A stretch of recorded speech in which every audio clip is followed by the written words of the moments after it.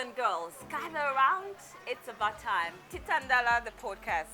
Yo, this person that I have, you cannot mention success in the music industry, generally here in Zambia, without his name coming up. I'm talking about the song. I think I know the lyrics, but at some point, my name is Roberto. I will start singing it, but then I will lose myself and I'll just start starting to, dancing to the beat and all that. So I was checking out the views. There are over 5 million views on YouTube of his song, and it has amassed him a huge success, him being recognized in a lot of countries. I can't even start to mention one by one because there are a lot. You are so popular to a point whereby I feel even Joe Biden knows your name. Wow. That would be something really monumental. Yeah? Yeah, I think Barack Obama as well should add me to his playlist next. You know what I mean? Because usually he has like this end of year playlist, I think. Yeah. Yeah, I think one of these days a Zambian song should pop up on it. I think Sampa the Great has been on one of Barack Obama's playlists, if I'm not mistaken. Okay. Yeah, but I think it would be great to see more Zambian content on, That's his true. playlist, yeah. If there's a song that I saw, was it Ozark, Sampa the Great Oh, song? yeah. I was so impressed. I was like, wow. Definitely. I mean, those are positive strides. And if you're not inspired, then I don't know what will inspire you. You know what I mean? Yeah. And I looked at that. I was like, wow, this is great. It's totally awesome. So from the onset, first of all, I want to ask you this question. When Okay. are you coming back to the radio industry? To where? To the radio industry. When are you coming back? Because we When miss is- you. When is Roberto coming back on radio? Wow. I'd actually thought about it. I'd considered it, and we actually You even weighed had, your options. Yeah, no, I actually did. We actually even worked on a couple of stingers, shooters. Yeah, for my return to radio. Yeah. Then we kind of like just changed things a little bit. So yeah, I might come back. You never know. You might. I might. It's a thing of a might or may or maybe. Yeah, I Oh, think I will. it's a question. It's a question of time, though. Yeah. Yeah, I think when the time is right, yeah, it will happen. Yeah. Okay, so now when we talk about international music, you have gone to that limit that everybody is looking at you like you are representing Zambia in a very, very amazing way. Yeah. I think Tanzania has now become your home. Well, Tanzania has been such an incredible country, and just how they've been so receptive to my music. Yeah. And Kenya, Uganda, Burundi, Rwanda. I would say East Africa as a whole has really been such an amazing region for the Roberto brand, and I'm so thankful to the support that comes from that region. Yeah. I want to do more. I want to work with more artists from that region, and just try and bridge the gap, and open more doors for my other artists as well from Zambia. Okay. Yeah. When we talk about your brand is so big that Thank you. I think when I just walk down the street and I shout out Roberto, everybody's gonna know your name. If Okay. I went to Tanzania, like I earlier on alluded to, your Yeah. name has reached that far. Yeah. How did it come to a point where your brand is now international? How did Roberto become Roberto? I would say it's been a gradual process. It hasn't been one that just happened Overnight, like And I think, Ablo Amun. exactly, and I feel like that's the one thing people at times overlook, Yeah. and they feel like, okay, but it didn't happen overnight. It was stemming from 2009. Ooh, okay. Yeah, so we started with collaborations with Alan Tonics, Tom Close from Rwanda, who else? Two for Real.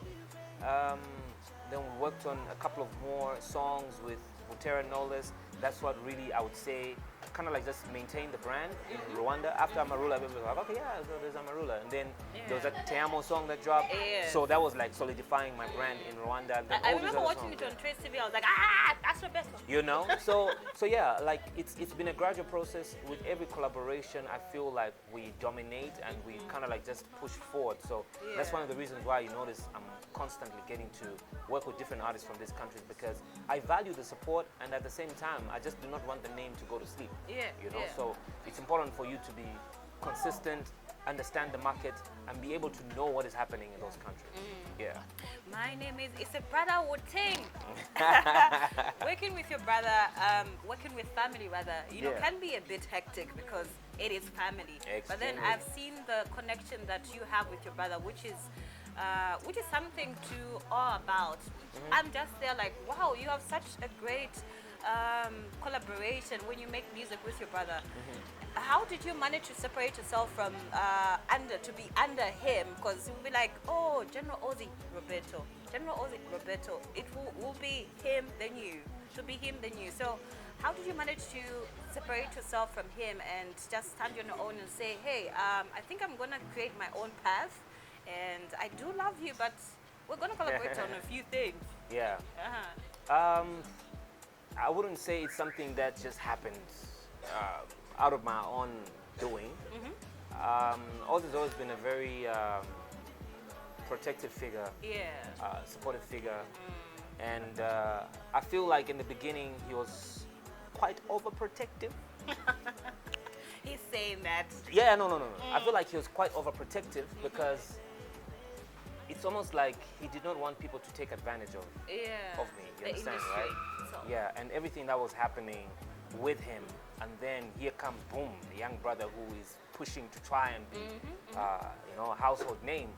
So it's almost like from his experience and what he was going through, it's almost like he did not want me to start experiencing that. You get my point? So I would say to some extent, it's almost like he became quite protective, but overprotective. She's like, which studio are you going to? No, I don't know those guys. Like, yo. They're probably gonna eat you. How are we gonna work? And chop you in pieces and sacrifice you. I know, right? Like, how are we gonna work? Yeah. So even the time that I recorded the song Operator, it was such a secret. Like he didn't even know I used to go to the studio in Kablonga. Okay. By then I used to stay with him in Avondale. So I only went to that studio when he went out of town. So he had an event on the Copper Belt. So he left on, I remember because Friday morning he had an interview on Kwacha Good Morning Zambia. Yeah. So they left pretty early in the morning because they're saying, I need to make it for this interview. So I think they left around 3 or somewhere there. Okay. By the time he was on TV, I was watching him on TV confirming like, has he arrived? And as soon as I saw him on TV, I'm like, all right, that's it. Heading to the studio. Yeah. Whilst I was watching him, I was dressing up and going to the studio. Okay. So that Friday, I slept at the studio. You dust him. Yeah, I went to the behind his studio. I went to the studio. He didn't even know about it. I went to the studio, and it was that very night that I recorded the Operator song. Okay. Yeah. So by the time he was coming back, I had already recorded the song. Wow. So now it was a question of, okay, now I need to go back to the studio and perfect the song. So I would only leave the house when he is not around because he was very protective to a point where he didn't want people to misuse me because there was a particular studio I used to go to, and these guys would, every time they'll just throw instrumentals. Yeah, no, write something, because they knew I was like excited about songwriting. Like I would write different songs for different artists in a day, and then Ozzy found out that I was writing music for other artists, and they were not paying me anything. So it kind of like pissed him off because then he was like, no, they're exploiting you, you know what I mean? They're just using you, ABCD. So he became quite protective of the fact that, that was going on. But long story short, I had to tell him, hey, listen, I recorded the song, and this is the song. And he was like, okay, Without sounds good. Yeah, no, I could tell he was like... How was he? How did he react? I think it was like mixed reactions. Okay. Mixed reactions. Maybe because he liked the song, and he was like, you know what, I think you need to make a few changes here and there. And I was like, oh, cool. So if it was Pap, definitely was going to say, why did you go behind my back? But why did you I feel like because I had created such an amazing song and he liked it, and he was like, okay, yeah, okay, I think make a few changes here and there. And because before that, I had produced a couple of songs for him. Okay. So he knew my ability to write and produce music by myself, because even before I came to Zambia, I was producing music. Like I produced an entire compilation, a hip hop compilation. Okay. And like, so he knew my ability to produce music. Even on his previous albums, I had produced a couple of songs with a friend of mine. Yeah. I'd written a couple of songs for him. So it's not like I was just, you know what I mean? He knew I could write, produce, and that sort of thing. But I feel like he did not want people to exploit and just, just use me and then throw me off. Wow. Yeah. First thing first, hear it from me. That song is brilliant. Bolivians. Did you hear me? Bolivians. Thank you. So moving over to, most of the time I've heard people having this conversation with artists about being authenticity. No, you have to be yourself and stuff like that. There's also this other side of selling a part of yourself on social media. I love how social media is such a huge platform, for everybody for people to know what you do. If you sell things, if you do music, if you do whatever you do, people are going to know about you through social media, especially Facebook. So, Facebook definitely. there's this line between knowing yourself and, of course, trying to sell your brand. How did you manage to sell yourself out there and say, this is what I do? And to be honest, I've never heard you fighting with anybody. How do you manage heard me to fighting with sell anybody? people's business? My brother, you've never heard me fighting with anybody? He hasn't. You I see? fight with a lot of people. Yeah, but maybe No, in the people comment fight with section. me. No, people fight with me. Yeah. People fight with me because when there's something on my mind, I say it just the way it is. You know what I mean? And maybe because I hardly speak out over certain things, when I eventually do speak my mind, people find it weird and like, wait, is this not the guy who doesn't talk much? Yeah. But you see, that's how life is. Even when you meet a madman who's minding his own business, if you keep provoking him, he will at some point react. And that's he just will retaliate. exactly. And I'm only human. It doesn't mean that I do not have feelings. I don't have a place to speak my mind. I do have a place to speak my mind. It's just that we have different opinions, different views, and sometimes my views might rub someone the wrong way. True. You know what I mean? And it could be factual, but someone will look at it in a different way. But one thing that I've told myself, I want to stay true to myself. I mind my own business. I think that is one thing that I think probably a lot of people have noticed. I mind my own. Oh yeah, we know. Yeah. People will say this, people will say that, but That's their own opinion. this is me. It's almost like there's fire going on. I'm just like walking through the fire and just saying, I know where I want to go, what I want to do. Yeah. Not to say that I do not care about other people, but I feel like I have experienced so much in my career that I have just understood and learned the art of just being mindful of what is happening around, your environment, being mindful of what you say, because I could say something about, for example, I've had situations where I'm in the presence of other people and then they're talking about a certain artist, right? And then they ask me, so what do you think? I'm just like, no, I feel like maybe you might be right and this person might be wrong. Then the story will go somewhere and say, hey, when Roberto will come back, blah, blah, because I was there, And you I slice automatically, that. I automatically become the lead character in that story Because of being your told. brand. Exactly, you know what I mean? Even if I didn't say anything, if I'm in the presence of people and 4 girls show up, someone's going to say, when Roberto is an girl. I'm like, hello? Was it me or it was the people I was with? You understand? So people always want to associate a certain brand to make the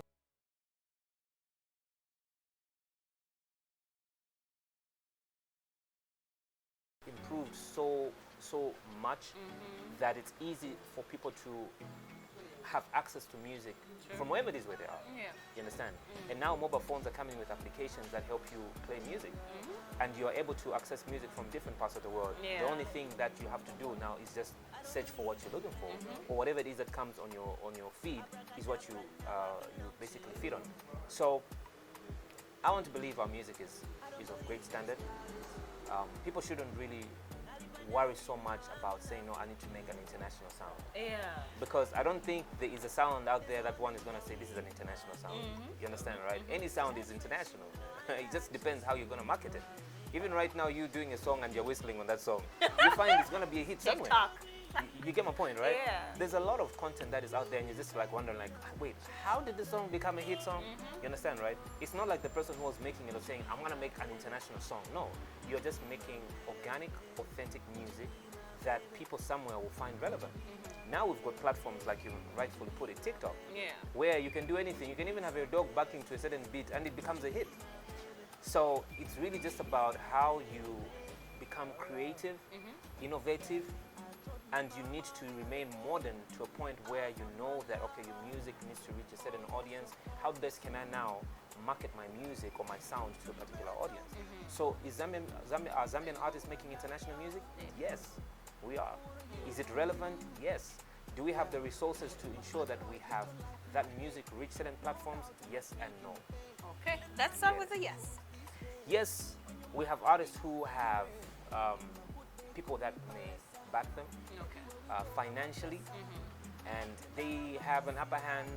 And then no, there are certain artists who do not have the financial muscle. Okay. And also, Zambian music is so. I'm looking for the right word. I don't want to use the word constricted. I don't want to use the word restricted. But I feel like we are in a space where competition isn't on the same level as, say, South Africa or West Africa and the likes, because our numbers don't favor us that much in the diaspora. Okay. So you have Zambians who are living in the diaspora, but the numbers compared to, say, the Kenyans is different, or to the guys from South Sudan, or the Nigerians or the Ghanaians. Yeah. It's different. It's easy for a person from China here to liaise with the fellow Chinese and say there's a new song that's come from China, because if you look at the Chinese and how they've spread across the globe, you cannot compare the number of Chinese outside China compared to the Zambians outside Zambia.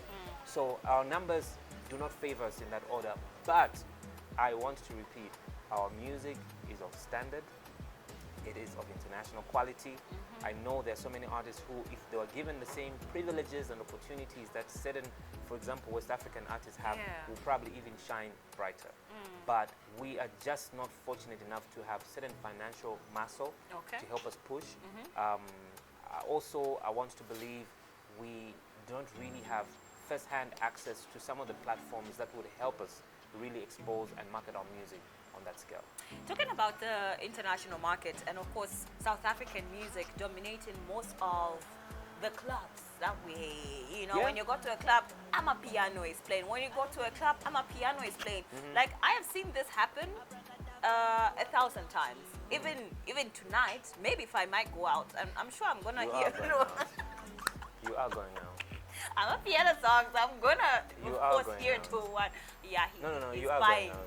He's buying. That's why I For say me? this. Yeah. I'm you going want out me to on take your you bill. out? On your bill. Like I said, you are going out. I have a feeling you are going out. You probably meet somewhere. Amen. Hallelujah. My So gosh, this entire team wants to go out. Are you guys crazy? Nobody on my bill, sure, no problem. We're gonna have fun. But hey, so do you think we are doing something wrong? Even I am into TV. I'm doing TV right now. I'm also into radio. But do you think there's a certain thing that we're doing wrong? Why we don't hear a lot of Zambian music playing in clubs? Because it's actually a few ones. Zambian clubs? Yeah, Zambian clubs. There was a conversation that was going on about why a lot of DJs, especially here in Zambia, they don't play their very own music. Like, we're playing too much piano and this and that and this and that. Yeah. And people will be vibing to the music. But when it comes to, maybe if he's having a session where he's playing Zambian music, it's going to last more for 30 minutes or less. It's not going to play a lot of Zambian music. Sure. Why is that? I look at it in two ways, maybe three, Okay. could be four. Could be 10. But I'll try and explain it as brief as possible. Yeah. You need to understand, for example, you pay for digital TV channel. I'm not going to mention. I'm not going to mention the Oh, the platform, brand. but No. Do you pay for, like, you have a decoder at home? No, at the moment, no. I'm using my phone. Netflix. Okay. Netflix and chill. Okay. Do you have friends that have decoders at home? Yeah. What do they usually watch? Which channels would you say they watch? I would say mostly maybe Tres TV. If I go into the homes, maybe Tres. What's that other channel? There's DSTV has. Pardon. DSTV has certain channels, I can say, but this specific decoder has certain channels that I wouldn't say there's maybe a Zambian channel that somebody would be watching. Okay. Like so what 24/7. So the majority of people, restaurants, ABCD, from time immemorial, Yeah. you find most of the channels that they watch Yeah. might not even play Zambian Zambian music. equal to music from, say, South Africa or Nigeria. That is a fact. And I am grateful that we have channels now that, you know, would add on music from Zambia and other countries as well. But of course, the dominant ones, it's either South Africa or West Africa, Nigeria to be specific. So it's like if I come to your home and I'm used to eating vitumbua in my home, and in your home there's bread all the time and there's juice. Yeah. And time to time, once in a while there's vitumbuas. Do you not think I'm going to be used to having vitumbua, having bread and juice? Yeah, want to. So what is it that the end user, who I would say the viewers, are being fed on a day-to-day basis? What type of music are they being fed on a day-to-day basis? Before you continue, Roberto, mostly when you travel to another country, when you go into a club. I know where you're going. Yeah. I know where you're going, and I have an answer for you. But I need you to answer my question because okay, we're doing question and answer. Okay. My question basically dives into what you're also asking me. Okay. Yeah. And I'm not putting you on the spot for, you know, to make you look a certain type of way, but we're just trying to find like some clarity of some kind. Have you noticed that majority of the times these channels would play South African music or Nigerian music, right? Yeah. And as a DJ, time and time again, you are locked up with a number of other things that you're doing, and you'd find you want to play a song that is number one elsewhere because you too do not want to be left behind. Yep. So you find a song that is number one on Trace, on MTV base, is music that you're going to look for download because you also want to be up to date, right? Yeah. And you find out of the top 10, 6 songs are from South Africa, for example, right? Yeah. Or vice versa, 6 songs are from Nigeria, and then maybe whatever it is, or maybe 5 or 4 are from South Africa, 4 are from South Africa, and the remaining 2 are from different countries. So at times I understand where the DJs are coming from. It's because what is played on these channels and what people are watching are those very same channels. They are familiar to that music. Okay. So you find when they go out to play, they want to play music that already people are talking about, that is trending on social media, that sort of thing. It's stuff that is trending on TikTok. So they too want to move with time, and so they want to play what is currently playing. Okay. So I will somehow seem to defend the DJs a little bit based on that understanding, but also I feel it is very important for the very same DJs to maintain the value of the country that they represent, because then we need to be able to be inspired by music that is playing, that is trending, and then we bridge the gap in that order. So I don't think it is wrong for any DJ out there to play music that is trending globally, but let us not forget our own music, because you too are an ambassador. Just like the TV stations that you're watching, they're playing that music. It is also your role to ensure that when you go out, you represent your country. Gotta represent, like Future sings it, to represent. Yeah, so like what you're about to say when you travel to different countries, yes, of course, they do play, like I can guarantee you right now, pop up in any social media platform and check any of the DJs from any other country. You find they'll play Amapiano, they'll play Davido, like whatever it is, now. but you still find they'll play their local music.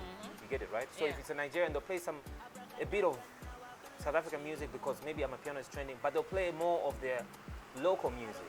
And if anything, it's something that I've noticed that is happening a lot. For example, in countries like Kenya, in Nigeria, where of course they'll tap into certain sound, but they want to push more of their local agenda. And I feel it is important for even our local DJs, radio presenters, and club DJs to emulate in a similar fashion. Of course, I'm not saying shy away from playing music that is trending, but let us also fuse in our local content. That way we drive our music further. The agenda. That's the most important thing. And I think the most important thing is for us to stay together and not be pointing fingers like, no, that person, that one. You know, we are in wine industry at the end of the day. So yeah, true. I mean, like I said earlier on, people have got divergent views. Yeah. You know what I mean? For example, what I'm explaining, someone might agree with it, and then someone might not agree with it. So, I mean, we all have different views and opinions, and we must respect everybody's opinion. Yeah. But we must be able to push our music. That's clear. Yeah. It's clear as crystal. Thank you. So now, you know, the COVID-19 did not announce that, hey guys, I'm coming to you, and it's going to be hectic for everybody, especially in the music industry. Yeah. A whole lot of you had challenges, booking shows and traveling and stuff like that, because there were restrictions in A lot of countries. restrictions. How did you manage to for your boat to float and just keep on surfing and say, hey, until we get there, because things are a bit better now. It was a shocker. Yeah. Yeah, it was a shocker because I don't think anyone anticipated it would take that long. I feel like when the first wave hit, it was like, oh, whoa, why? What's going on? But when the second one hit, that was like lights out. Yeah.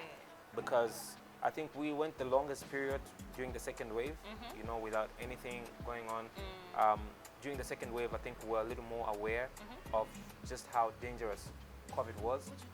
And financially, it was crippling to a lot of the artists. I feel like we needed to go through that to fully appreciate our gifts and talents, and just how we need to think outside the box. Why am I saying that? It's because if you solely depended on shows, it was really just a tough period.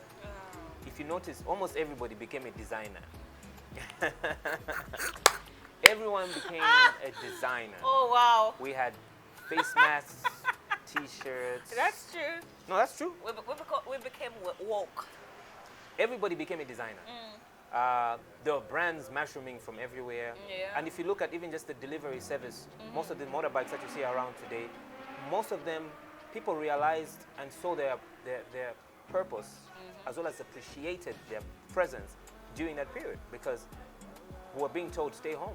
That's true. You get my point? Restaurants wanted to operate, but then you operate only on takeaway basis. Yeah. So you want food and you're being told, don't go there, or you're gonna go there but it's just on takeaway basis. So it was an opportunity for anyone who is business minded to now say, how can I take advantage of this catastrophe? Yes. And that's how a great business person thinks. Any catastrophic situation, don't let it bring you down. Look for means and ways, the positives out of it, and say, how can I take advantage of this situation in a business on a business point of view?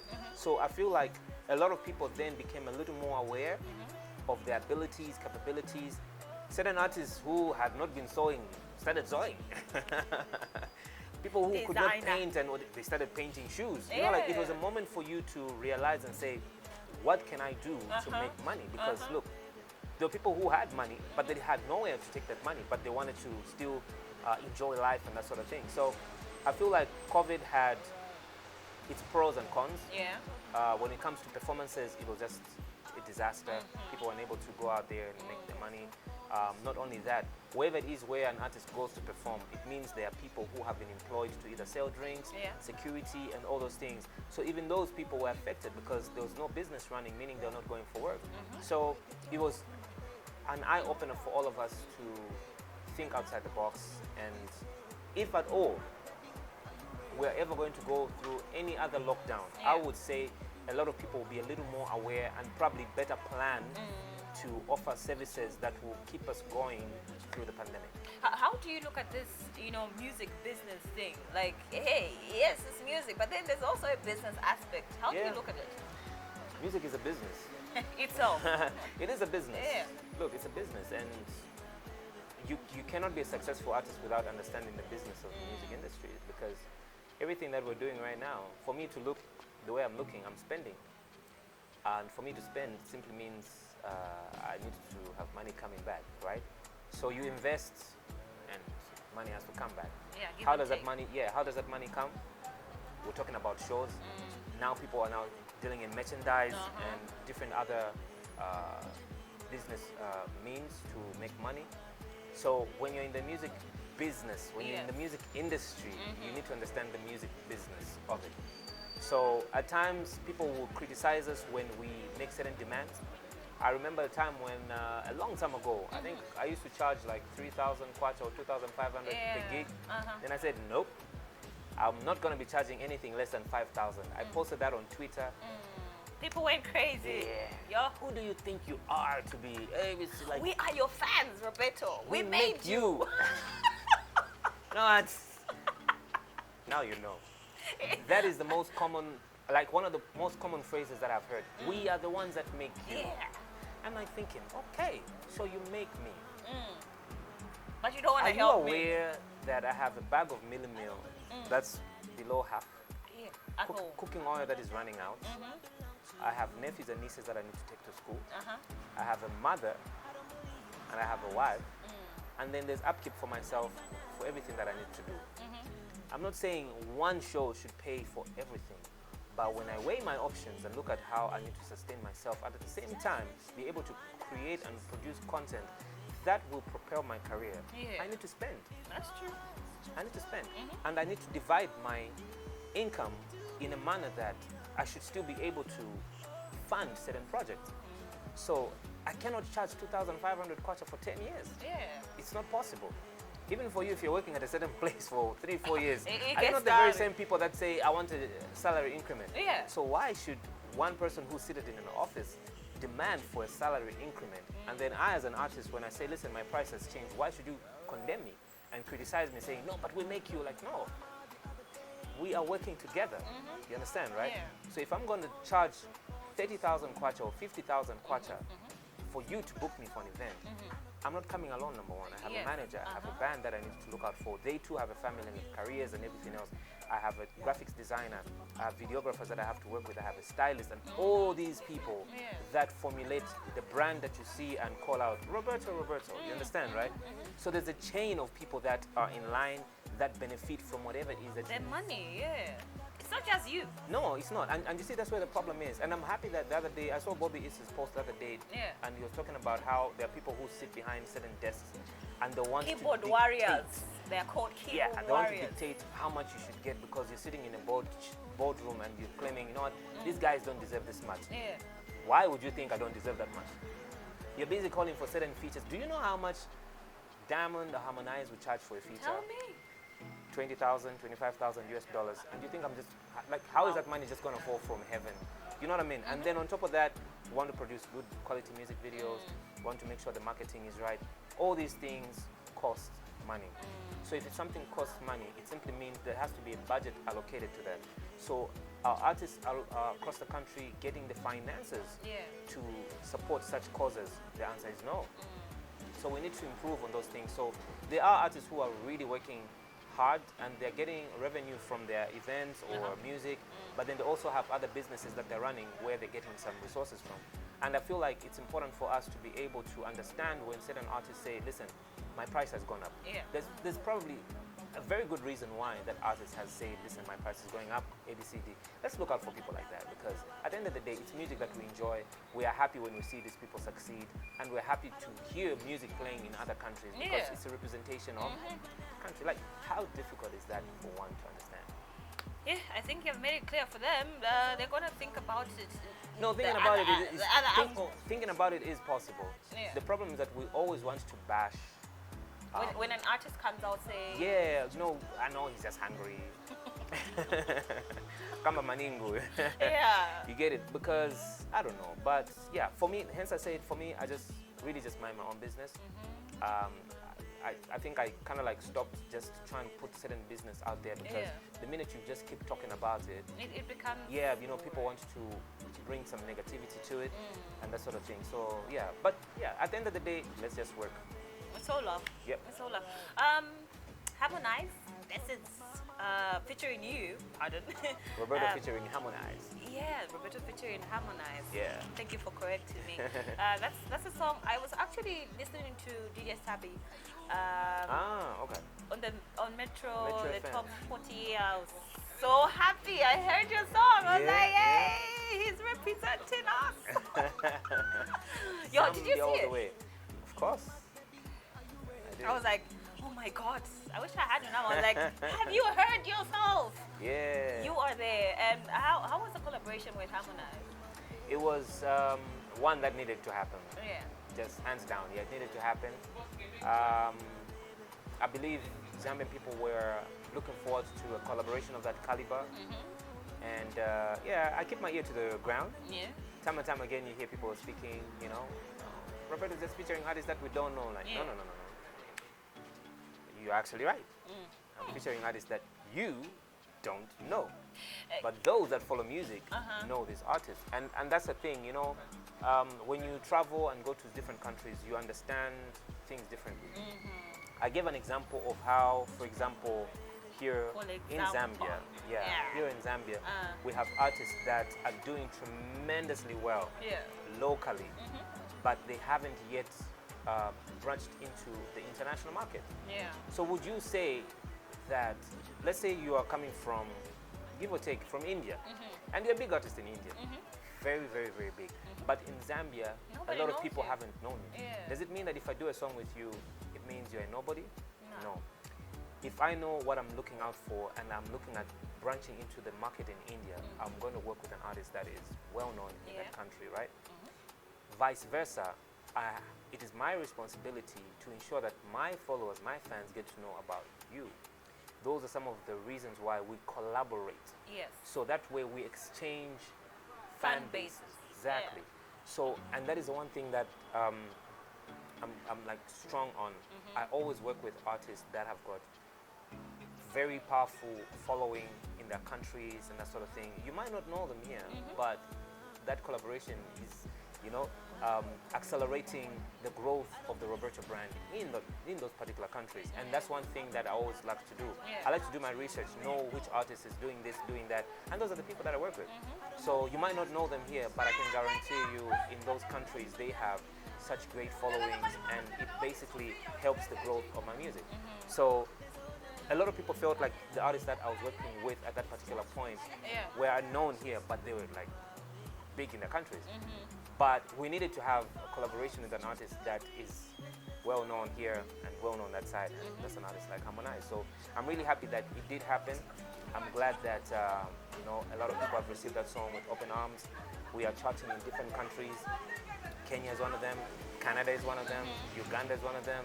Burundi, Rwanda. International. Yeah, so it's a great feeling, and it's good to know.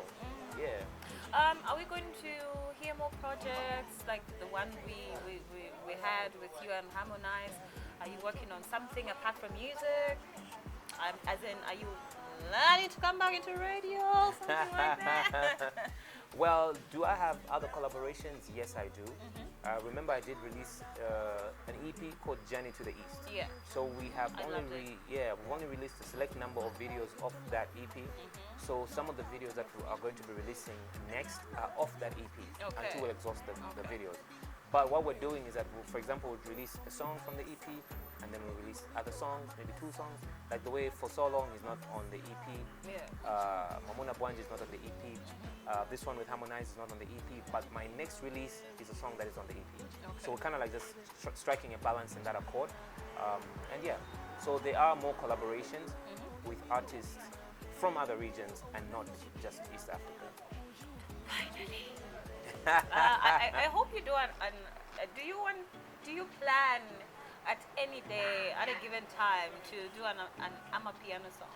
Do you think you can tap into that genre? I think I have 3 so far. I want to listen to them. I think I've got 3 so far. We haven't released them. Okay. Yeah, 2 feature some well-known artists from South Africa. That's all I'll tell you. Hey, guys, let me guess. Maybe if I guess, it will carry more weight. Is it Kabza? I don't know.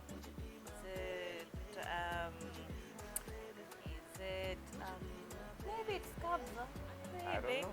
No. I'm also not sure. Like I said, I'm not gonna say anything. We are all here to, watch You're trying to poke the truth out of me. So I'm just guessing. I mean, you can tell me yes or no, or partially yes. I have no idea. Maybe. I have no idea. I'm gonna find out. We'll find out very soon. You'd have to kill me to get the truth out of that. Roberto, thank you very much for popping by on the podcast. I mean, it has been a pleasure, and it has been an honor to host you. Thank you so much for having me. I don't know. Do you want to say something that's gonna get you into trouble? I don't think I say things purposefully to kind of like just poke spark people. Yeah, like you poke people's emotions. No. Like everything I doesn't say, do that, guys. yeah, like everything I say is basically the honest truth and the bitter truth. And sometimes the truth is received with mixed feelings. That's true. You get my point. That so is true. I don't think it's my it's my right to think of, okay, what am I gonna say just to create controversy? No, like whatever it is I'm gonna say, if you sit down and meditate over it, you would notice that, okay, yeah, this is basically the honest truth. So I'm not here to try and rub people the You're wrong just way. in your own. You're Nah, in your own lane, man. You're doing your own I'm thing. just here to produce good music. That's true. Ensure that I represent my country to the best of my ability. If God has ordained me with that opportunity to do something creative that will help, open more doors for Zambian music, why should I be here to try and poke the very same industry that I'm a part of? So I don't think that's something that I'm even interested in doing. I'm just here to help out where I can. I'm here just to be me, being Roberto, and being able to produce good music. Yeah. There's a lot of music coming out this year. We have a release plan set out all the way up to March next year. Okay. So yeah, there's like a lot of content Yeah, that we have. it's a whole project that you are embarking on. I don't know, but we'll see. Well, I'm gonna let you go now. I hope to have you next time. Thank you so much for having me. We are going to, please. Which jam do you think you're feeling right now at the moment? You yourself say, I think this one. I know Like a this song guys. that I'm loving? Yeah. A local song? Yeah, a local song. Let's not do international. They're No, gonna no, kill no, us. no. No, I think international artists. people are gonna think there's just something between me and this person, but there's nothing. Honestly, I think on almost every interview I mention this artist. Okay. And I think, come to think of it, I think I'm such a huge fan of her music. Yeah. But there's a song by Cleo and Titandala. It's called On My Own. I think I play that song every single day. No. Yeah. Even I love now, it. when you'll be driving to 100%. you're gonna play it. Within the next 30 minutes, guaranteed to probably play like 2 or 3 You're times. addicted. Hey, I love the song. Like, I love just how the two gelled. Yeah, it's good. female collaboration. We need to be seeing that more often. Yeah, of course. We will. I'm sure we will. Of course. Yeah, so there's Cleo, there's Naima. We did a song together. I love her music. There's an artist called Florine as well. Yeah. Florine is an amazing artist who's She coming up. is. Yeah, Zavin as well. I feel like Zavin is doing She's coming up amazing. with. Yeah, I think she's doing a great job. Right? So a lot of female artists that I feel need our support. And I'm always there to see how best I can share the music on my platforms. By the way, you need to follow me on Instagram. Are you following me? I do follow. I Hold up. follow you, Roberto. I do No, follow you. And I haven't do. seen you. I haven't seen you commenting. You need to start commenting on my posts. I'll start commenting. Fire. Yes. Yes, we're expecting this. Yes, Give us. please. So Yes. if you're on Instagram, just check me out as Roberto Zambia. Facebook, Roberto Zambia. Yeah. Twitter, Roberto Zambia. YouTube, Roberto Zambia. And if you just type Roberto Zambia, It's gonna, check it out. pop up. Yeah. And Amarola is gonna pop up. Of course, it has to. Yeah, So you yeah, didn't follow tell me me. a song, the song that you're feeling. I did say Cleo Ice Queen and Oh Tawela yeah, on oh my yeah, own. yeah, just one. Naima's song, with myself, Roberto on it. There's a song by Zavin as well. Yeah, with Your Maps. I think that's an amazing Okay. song. Yeah, that's a good song. I love I it. wish I could sing. Yeah, there's another one that she was shooting the other day with a certain guy. Okay. It's dope. I'll not mention who, but yeah. It is Titandala, the podcast. I'm your host, FORTRACE Fortress. You can tag me on those socials. Well, we'll be back next time, and I'm saying bon voyage.